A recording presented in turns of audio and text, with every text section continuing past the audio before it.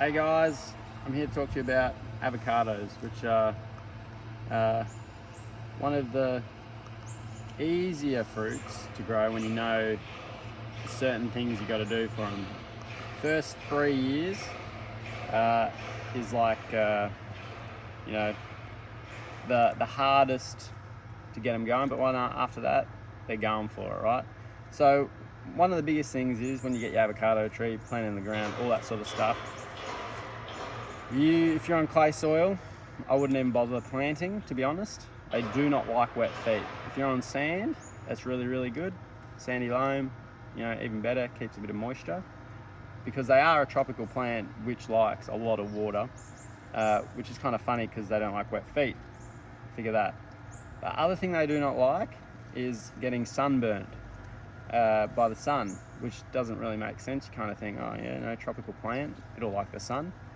But because when it was a forest plant, it took 2-3 years to get through the canopy, and then it liked the sun. So that's what I've sort of worked out over the years with the avocados, and that's why I've got these tomatoes growing on these trellises to protect it. And it's looking healthy as. We've had a couple of days of really hot weather. We're down in Melbourne, Australia, by the way, so it's cool, but we do get very hot weeks in summer sometimes, which just burn the trunk, and it's not good. They pretty much die after that, or they don't grow as quick. One of the other things is everyone talks about magnesium deficiency in these things.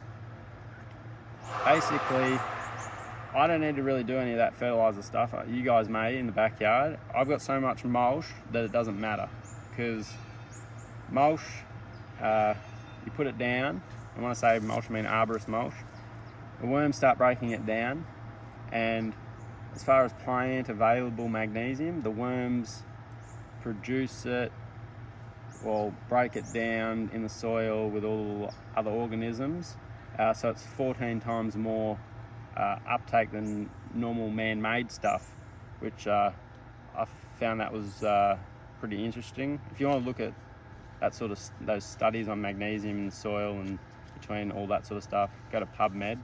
It's like an American study site. Anyway, and everyone talks about avocados.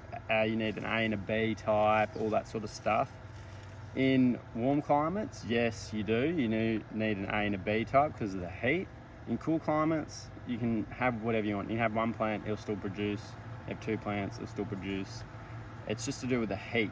Because in cooler climates, the heat doesn't really get to them. They just want to produce,